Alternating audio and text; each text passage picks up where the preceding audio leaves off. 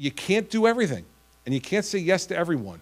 And I've inherited a state where we've had folks who've come before me of both parties, who have said yes to everything.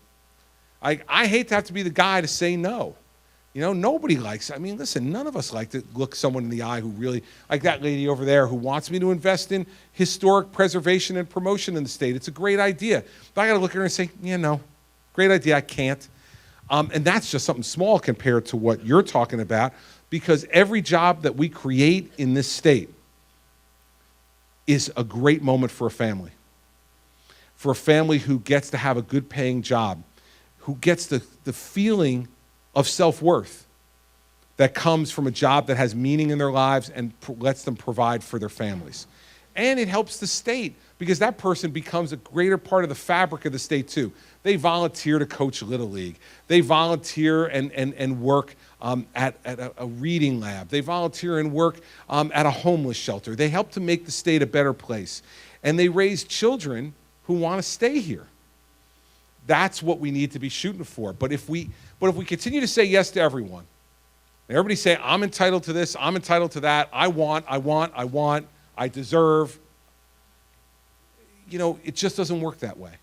You know, I used to ask my mother all the time when I was a kid, like we'd go to the store someplace and she would ask me, I would ask her, like, can I buy that?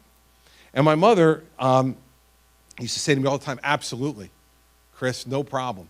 She goes, go home, get the money off the money tree in the backyard, and then come back and buy it, you know? And I'd be like, well, Mom, we don't have a money tree in the backyard. She goes, exactly. Right? Okay, so, you know, we need to start saying that to each other, like, I want this, I was promised that, I need this. Well, listen, man, I don't have a money tree. Every dollar I spend comes from you. Comes from you, directly or indirectly, every dollar I spend. So that's what we've done. That's what we still need to do. And it's possible. It's within reach. But you got to make hard decisions. You got to have the will to be able to do this stuff. You got to have the will to say no to people.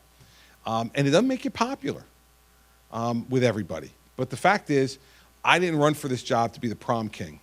Okay? And I don't think you voted for me twice based on my charm and good looks, right? So you hired me to do a job that you knew was going to be a tough job and that you thought other people had failed at doing. And that's what I get up every morning and try to do.